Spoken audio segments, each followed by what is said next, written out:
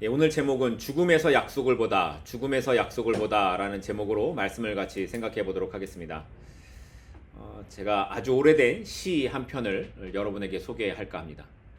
님아 그 물을 건너지 마오. 님은 기어코 물을 건너셨네. 물에 빠져 돌아가시니 가신 님을 어찌할꼬. 혹시 들어보셨나요? 이 시는 한국 시가 중에 가장 오래된 공무도화가라는 시입니다. 가장 오래된 시예요. 이 시의 내용은 남편이 강물에 뛰어들어 강물에 휩쓸려 죽는 것을 보고 나서 이 남편을 애타게 부르던 아내가 슬픈 노래를 부르고 난 다음에 강물에 몸을 던져 죽었다라는 그런 내용의 시입니다. 우리는 살아가면서 슬픔이 없으면 좋겠지만 인생이 그렇게 되지 않음을 잘 알고 있습니다. 더구나 그 슬픔이라는 것이 사랑하는 사람을 떠나 보내는 순간이라면 그 슬픔은 어떤 것과도 비교할 수 없는 아픔일 것입니다. 그래서 어떤 사람들은 그 사람을 잊지 못하고 이 시의 주인공처럼 세상을 떠나는 그런 경우까지도 일어나는 것을 보게 됩니다. 그런데 오늘 본문에 나타나고 있는 아브라함도 그랬습니다. 평생을 함께했던 사라 아내가 결국 죽음을 맞이했기 때문입니다. 지난 22장에서 살펴본 것처럼 아브라함은 하나님의 말씀에 순종해서 아들 이삭을 제물로 드리는 장면 우리가 살펴봤습니다.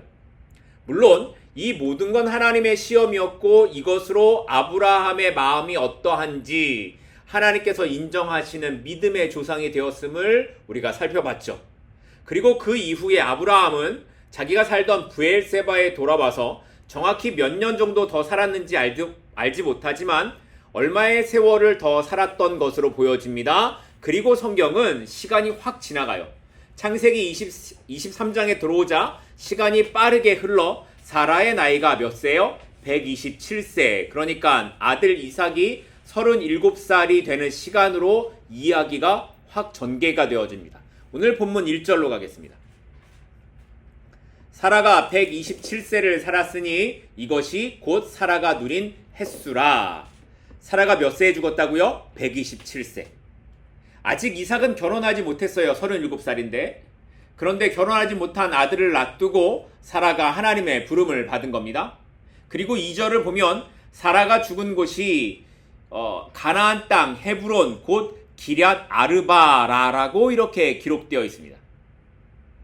원래 살던 곳, 그 시험을 받았던 브엘세바가 아니라 헤브론 이 기럇 아르바로 돌아와서 여기에서 죽었다라는 거예요. 자, 그런데 여러분 이 헤브론을 기억하십니까? 이 헤브론은 아브라함에게 낯선 곳이 아닙니다. 아브라함이 애굽에서 돌아온 후에 조카 롯과 헤어지는 장면을 우리가 살펴봤죠. 이 롯과 헤어진 다음에 머물게 된 장소가 헤브론이었습니다. 그곳에서 아브라함은 제단을 쌓고 20년 넘게 머물며 삶의 자리를 잡아갔습니다. 심지어 롯을 구하기 위해 북쪽 연합군과 전쟁을 해서 승리했던 장소가 바로 이 헤브론이었습니다. 그런데 그곳에서 사라가 죽음을 맞이한 겁니다.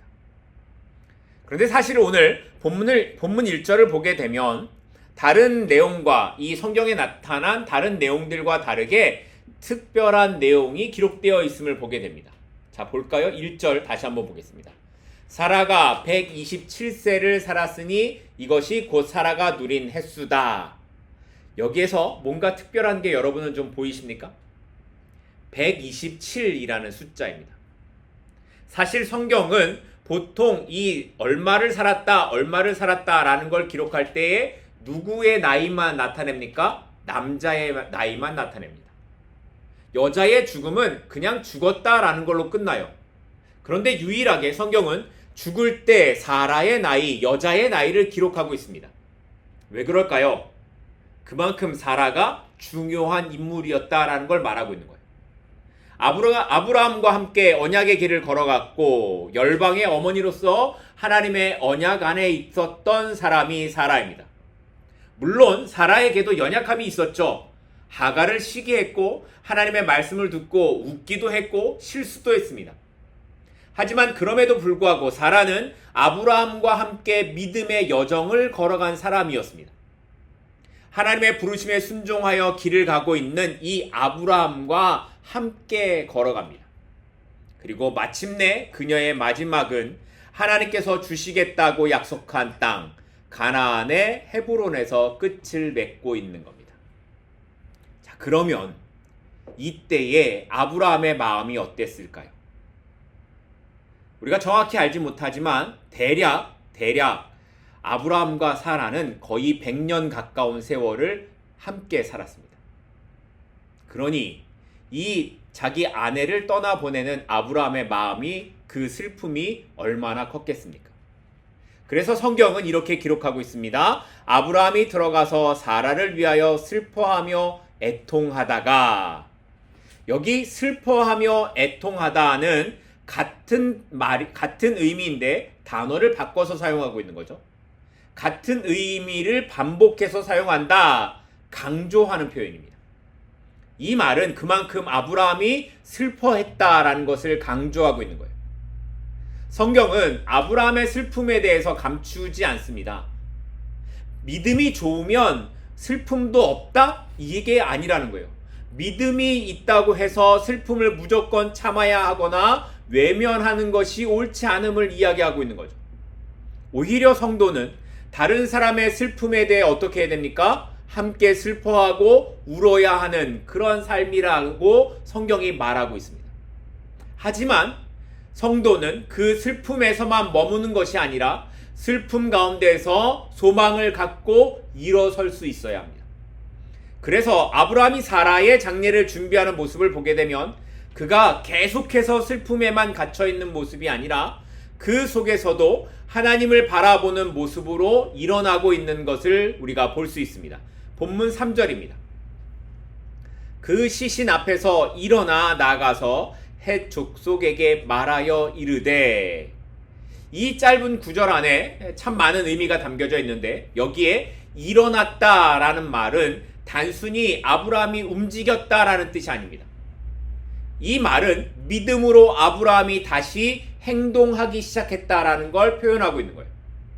아브라함은 슬픔에만 있지 않고 그가 해야 될 일, 나아가서 해야 할 일을 하기 시작했습니다. 그 일이 뭐였을까요? 헷 족속에게 매장할 땅을 달라고 요청한 거였습니다. 자, 그런데 여기 좀 이상하다라는 생각이 들게 됩니다. 아브라함이 가나안 땅에 산 지가 벌써 수십 년이 지났습니다. 그런데 지금 아브라함에게 뭐조차 없다라는 거예요. 매장할 땅조차 없다라는 거예요. 아니, 하나님의 약속을 따라서 지금까지 아브라함이 살아왔잖아요. 하나님이 이 땅을 주시겠다고 약속도 하셨거든요. 그런데 지금까지도 아브라함에게는 자기 소유의 땅이 한 평도 없다라는 겁니다. 자, 그러면 이런 생각이 들지 않겠습니까? 아니, 하나님의 말씀대로 살아왔는데 이게 뭡니까? 아니, 이렇게 살아왔는데 아내를 매장할 땅 한 평도 없는 이게 무슨 하나님의 약속이냐고 그렇게 항의할 수 있지 않겠습니까? 그런데 아브라함은 그렇게 하나님께 항의하지 않고 어떻게 반응합니까? 일어나 나아가 헷 족속에게 땅을 달라고 요청합니다. 그리고 여기서 보여지는 아브라함의 태도는 이렇게 말합니다. 나는 당신들 중에 나그네이고 그저 거류하는 사람일 뿐입니다 라고 말해요. 아브라함이 단순히 그 땅의 나그네 정도밖에 되지 않는 사람이 아니에요.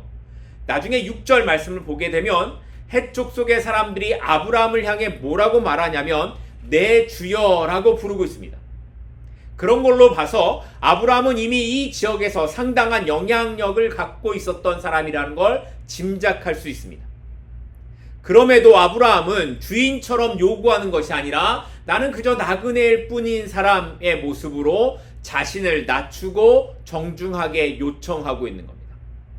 이것을 더 자세하게 보여주는 모습이 7절에 나타나는데 아브라함이 헷 족속을 향해 어떤 모습으로 하고 있습니까? 몸을 굽히고 막벨라 굴을 달라고 구하는 모습으로 나타나고 있습니다. 아브라함의 나이가 이미 이 당시 130세가 넘었습니다. 그리고 헷 족속 사람들의 말처럼 아브라함은 함부로 할 수 있는 그런 사람이 아니었습니다. 그런데 그런 아브라함이 사람들에게 몸을 굽히고 정중하게 요청하고 있다라는 거예요. 저는 그리스도인의 모습이 이런 모습이어야 되지 않을까 하는 생각을 했습니다. 내가 조금 더 높은 위치에 있거나 혹은 대접을 받아야 할 위치에 있다고 해서 그것을 나의 권리처럼 사용하고 말하고 아무렇게나 다른 사람을 대하는 모습은 주님께서 우리에게 원하시는 모습이 아니라는 겁니다. 성도는 말이나 행동에 있어서 다른 사람을 대할 때 존중해야 합니다. 그래서 골로새서에서도 이렇게 말씀하고 있죠. 골로새서 3장 23절입니다. 무슨 일을 하든지 마음을 다하여 주께 하듯 하고 사람에게 하듯 하지 말라. 이 말은 비단 일을 할 때만이 아니라 사람을 대할 때에도 이런 모습을 해야 된다라는 겁니다. 하나님을 믿는다고 하면서 사람에 대하여서 교만한 모습으로, 무례한 모습으로, 함부로 대하는 모습으로 하는 것은 잘못 살아가고 있다라는 거예요. 교회 안에서는 물론이고 우리가 식당에서든지 거리에서든지 마켓에서든지 우리가 대접을 받아야 하는 곳이라고 해도 다른 사람을, 상대방을 존중히 여겨야 된다라는 겁니다. 이것이 아브라함이 보여주는 모습이고 이것이 성도의 살아가는 삶의 모습이라는 겁니다. 이렇게 아브라함이 정중하게 매장할 땅을 요청하자 해쪽 속의 사람들이 보인 반응은 이렇게 나타납니다. 본문 6절입니다. 내 주여 들으소서. 당신은 우리 가운데 있는 하나님이 세우신 지도자이시니 우리 묘실 중에서 좋은 것을 택하여 당신의 죽은 자를 장사하소서. 우리 중에서 자기 묘실에 당신의 죽은 자 장사함을 금할 자가 없으리이다. 여러분, 사람들이 아브라함을 말할 때 내 주여라고 말한 다음에 또 그 다음에 뭐라고 말합니까? 당신은 하나님이 세우신 지도자라고 이렇게 고백합니다. 아브라함은 자기 민족도 아니고요, 자기 땅을 소유하고 있는 사람도 아닙니다. 그런데 그 아브라함을 어떻게 부르고 있어요? 하나님이 세우신 지도자라고 부르고 있습니다. 이 아브라함에 대하여서 해쪽 속 사람들도 인정하는 게 뭐예요? 아브라함은 하나님이 세우신 지도자라는 거예요. 하나님을 알지 못하는 사람에게도 아브라함이 이렇게 인정받는 사람이 되어 있었다라는 거죠. 자, 그러면 이 해쪽 속 사람에게만 그렇게 나타났을까? 이 모습이 또 어디에서 나타났었습니까? 우리가 살펴봤던 21장, 창세기 21장에 보면 그랄 왕 아비멜렉이 와서 아브라함과 언약을 맺으려고 할 때 했던 말이 있죠. 뭐라고 합니까? 내가 무슨 일을 하든지 하나님이 너와 함께 계시도다 라고 말합니다. 그랄 왕 아비멜렉도 아브라함이 하는 모습을 보면서 너에게는 하나님이 함께 하셔 라는 것을 고백했다라는 거죠. 아브라함은 이렇게 그랄 왕 아비멜렉이든지 해족 속 사람이든지 아브라함의 삶을 통하여서 사람들이 믿지 않는, 하나님을 알지 못하는 사람들조차 고백하고 있는 겁니다. 하나님이 너와 함께 계신다고, 너는 참 하나님의 세우신 지도자라고 고백하고 있는 겁니다. 아브라함이 이런 고백을 받기 위해서, 세상에서 인정받기 위해서 뭔가 열심히 살았을까요? 내가 사람들에게 인정받아야지 하는 마음으로 뭔가 어떤 삶을 살아갔을까요? 그렇게 살지 않았을 겁니다. 아브라함이 힘으로 이 사람들을 좀 내가 눌러서 내가 이 사람들보다 좀 높은 위치에 있어야겠다라는 그런 모습으로 살았습니까? 그렇지 않습니다. 아브라함은 우물을 차지하려고, 땅을 차지하려고 사람들에게 힘으로 다가가지 않았습니다. 그런데 사람들은 아브라함을 보면서 그에게 하나님이 함께 계심을 보고 인정했습니다. 그러면 아브라함이 어떻게 살았기에 그랬을까요? 아브라함은 그냥 묵묵히 자기에게 주어진 삶을 살아갈 뿐이었습니다. 어떻게요? 손해보면서 때로는 양보하면서 때로는 우물을 빼앗기면 떠나가고 하나님의 말씀에 순종하면서 그렇게 살아갈 뿐이었습니다. 그런데 그렇게 손해보고 양보하고 빼앗기면서 살아갔는데 아브라함이 망하지 않더라는 거예요. 그리고 그런 삶을 보면서 사람들이 말하는 겁니다. 저 사람이 믿는 하나님은 분명히 살아계신 하나님이야.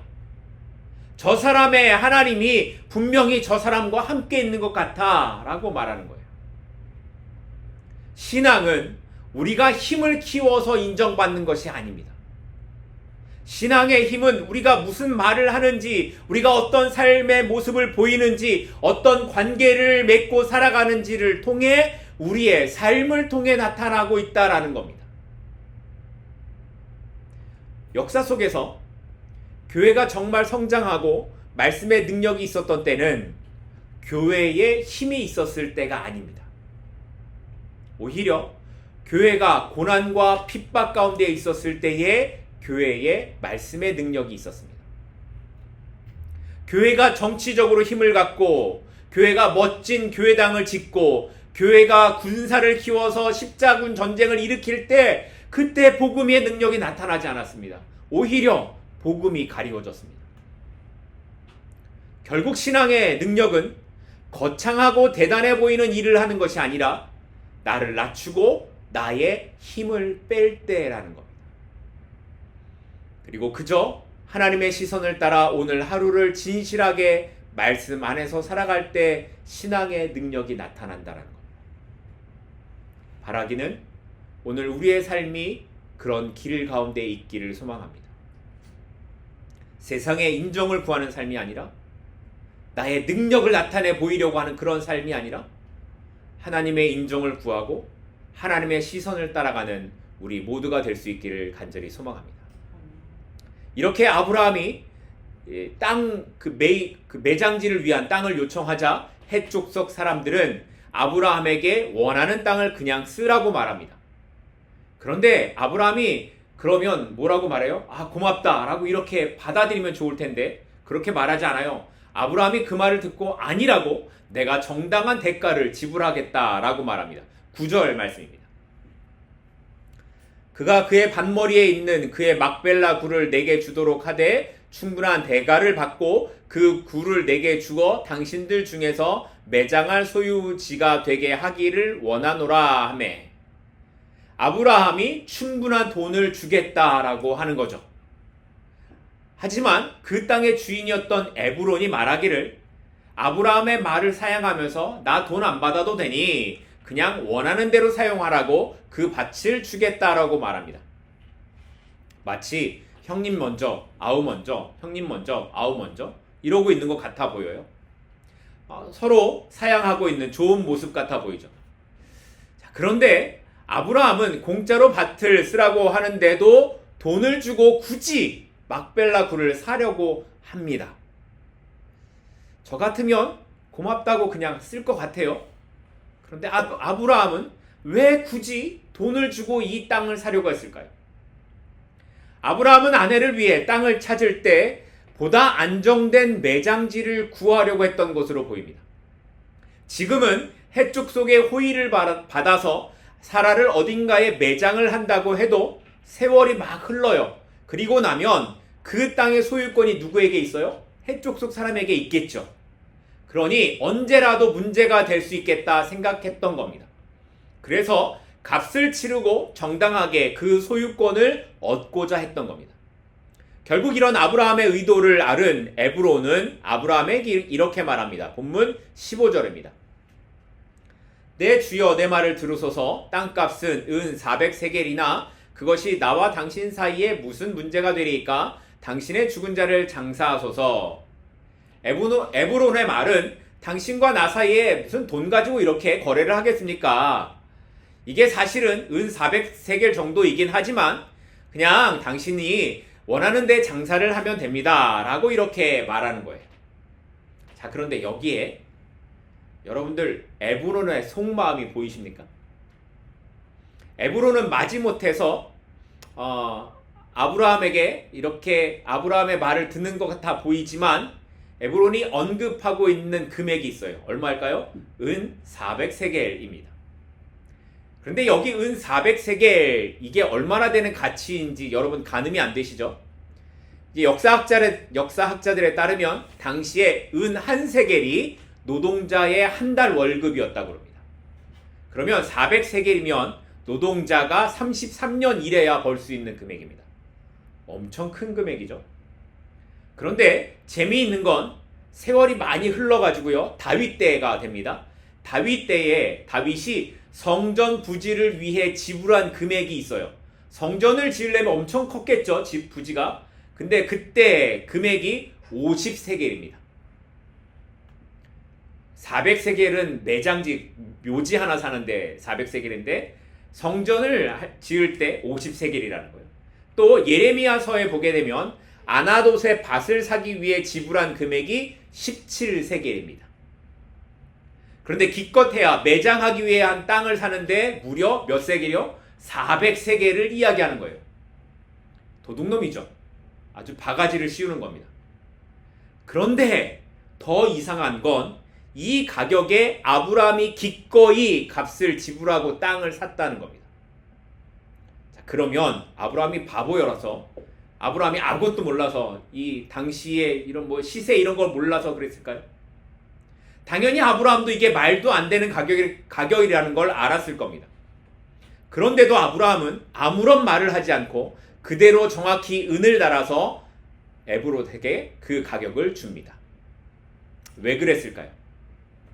왜냐하면 그렇게 아브라함은 그 땅을 단순히 무덤 한 칸 사는 일로 여기지 않았기 때문이라는 겁니다.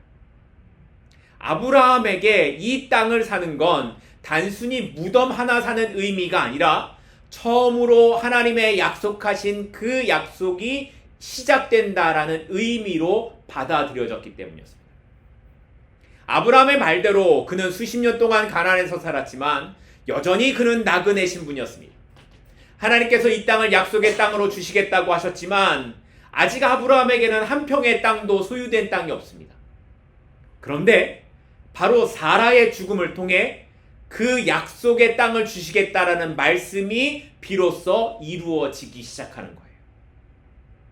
그래서 오늘 본문인 23장을 여러분 보시게 되면 사라가 죽었다라는 내용은 처음에 1절과 2절, 2절밖에 언급되지 않아요. 그리고 나머지는 다 무슨 뭐에 관한 이야기예요? 땅에 관한 이야기예요. 땅 사는 일에 관한 내용으로 나머지가 다 기록되고 있습니다. 그러니까 창세기 23장의 초점, 이 사건의 초점은 다 어디 있는 거예요? 아브라함이 땅을 샀다라는 것에 있다라는 거예요. 그래서 아브라함은 땅을 사면서 그들이 바가지를 씌우든지 뭘 하든지 상관하지 않고 그대로 값을 치르고 있는 거예요. 왜냐하면 은 400세겔은 단지 사라를 장사 지내기 위한 값이 아니라 후대에 이스라엘이 이 땅이 하나님이 주신 약속의 땅이라는 것을 고백하도록 하기 위한 씨앗이었기 때문이라는 겁니다. 그리고 실제로 나중에 이 막벨라 굴, 사라가 묻힌 막벨라 굴에 누구도 묻혀요? 아브라함도 묻혀요.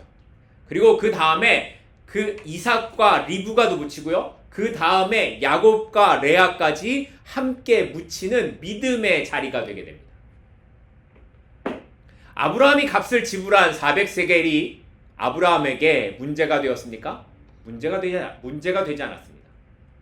아브라함은 그 가격이 아깝지 않았을 겁니다. 왜냐하면 그가 바라보고 있는 이 약속의 가격과 이 사람에게 지불해야 되는 그 가격은 비교할 수 없었기 때문이라는 겁니다. 그런데 우리의 삶도 마찬가지가 아닐까 하는 생각이 들었습니다. 우리는 어떤 대가를 치르게 될 때 이게 손해가 아닐까 하는 생각을 할 때가 많이 있습니다. 물질적으로 손해가 있는 건 아닌지, 시간적으로 낭비하는 건 아닌지, 내 감정의 소모가 많이 일어나는 건 아닌지, 이게 그만한 가치가 있을까를 생각하게 되죠. 그런데 때로는 이런 것보다 훨씬 더 중요한 것이 있음을 기억해야 된다라고 오늘 본문이 우리에게 말하고 있는 겁니다. 믿음으로 살아가는 사람은 계산의 숫자보다 하나님의 말씀을 더 신뢰해야 합니다.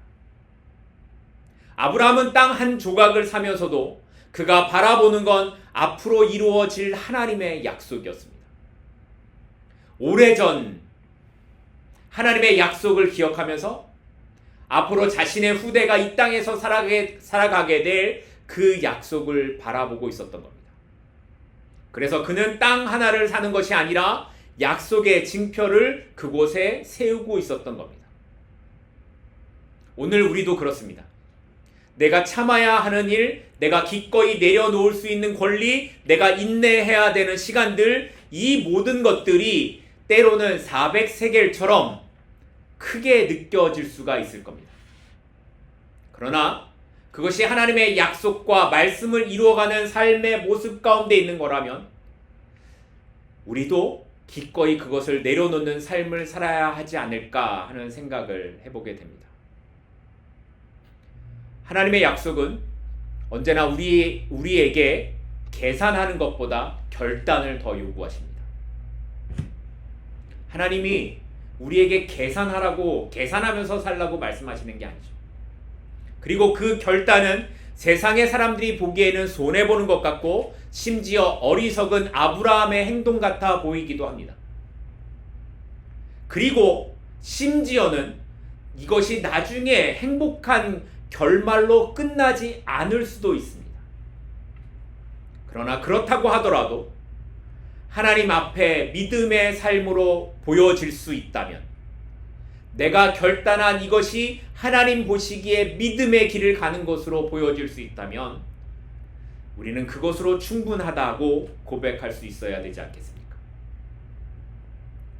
끝이 보이지 않아도, 결과가 나의 기대와 다르더라도 내가 걷는 이 길이 하나님과 함께 가는 것이라면 우리는 이미 가장 값진 길 가운데에 있는 사람들일 것입니다. 그러니 오늘도 이 믿음으로 우리가 함께 걸어갈 수 있기를 소망합니다. 아브라함이 가졌던 믿음의 길처럼 손해인 줄 알지만 그것이 하나님 뜻 가운데 가는 것이라면 그 길을 걸어갈 수 있는 그 믿음의 길이 오늘 우리의 길이 될 수 있기를 소망하고 축복합니다. 결국 이렇게 비싼 값을 치르고 에브론에게 땅을 산 아브라함의 이야기는 오늘 17절, 18절로 이렇게 끝을 내게 됩니다. 마므레 앞 막벨라에 있는 에브론의 밭, 곧 그 밭과 거기에 속한 굴과 그 밭과 그 주위에 둘린 모든 나무가 성문에 들어온 모든 헷 족속이 보는 데서 아브라함의 소유로 확정된지라.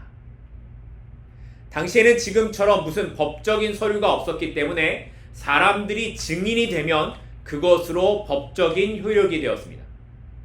그래서 당시에는 재판이 이 성문에서 이루어졌거든요. 그래서 성문에서, 그리고 모든 헷 족속 사람들이 보는 데서 값을 지불하고 이제 이것은 아브라함의 것이다 라고 확정을 지었던 겁니다. 지금까지 나그네로 살아왔던 아브라함이 땅을 소유하고 그것으로 약속의 씨앗을 내리는 중요한 사건이 오늘 본문으로 확정되고 있는 겁니다.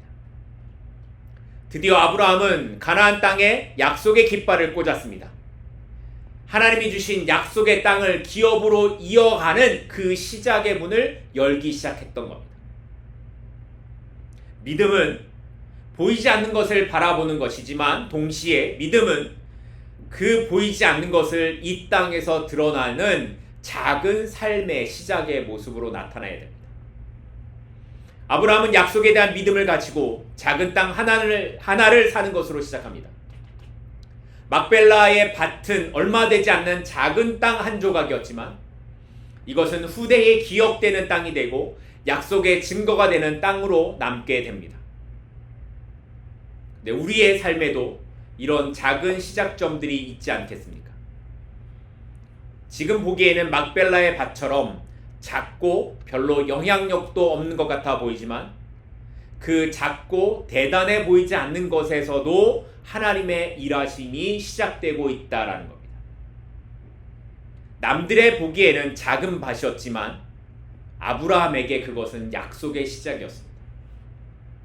우리가 하는 일들이 남들이 보기에는 작은 것이고 의미도 없는 것처럼 보일 수 있겠지만 어쩌면 그 자리가, 그 일이 하나님께서 보여주시는 막벨라의 밭과 같을 수 있다라는 겁니다. 믿음은 누군가에게 겨우 그것밖에 라고 말하는 것이지만 그러나 성도에게 믿음은 하나님께서 이렇게 말씀하십니다. 이만큼? 이렇게까지? 라고 말씀하십니다. 그러니 오늘 우리의 삶의 작은 밭과 같은 자리를 만들어 가십시다. 작아 보이지만 하나님의 말씀대로 그곳에 뿌리를 내리고 순종하며 살아가다 보면 그곳에 하나님의 나라가 시작될 것입니다. 이제 말씀을 맺겠습니다. 아브라함이 사라를 장사 지내기 위해 샀던 그 막벨라의 밭은 단순한 매장지가 아니라 그건 믿음의 자리였습니다. 그것은 하나님께서 약속하신 땅을 소유하는 첫 걸음이었으며 후대로 이어져 가는 약속의 시작이었습니다.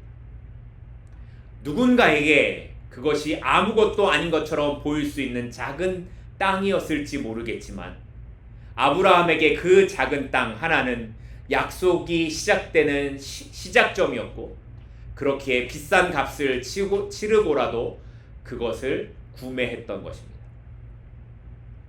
오늘 우리가 믿고 살아가는 천국의 복음이 우리에게는 어떤 가치를 갖고 있습니까? 그것을 알지 못하는 사람에게는 아무것도 아닌 것처럼 작아서 보이지 않는 것처럼 그렇게 보일지 모르겠지만 우리에게는 무엇보다 소중한 가치가 아니겠습니까? 그렇다면 오늘 세상이 작다고 말하는 것에, 세상이 왜 그렇게 손해보냐고 말하는 것에 우리가 기꺼이 믿음으로 순종하면서 살아가야 되지 않겠습니까? 여러분의 가치를 어디에 두시겠습니까? 여러분의 작은 시작점을 어디에 두고 살아가시겠습니까? 오늘 믿음 가운데 약속을 바라보고 그 시작점 가운데 함께 나아가는 우리 모두가 될 수 있기를 소망하고 축복합니다. 기도하겠습니다.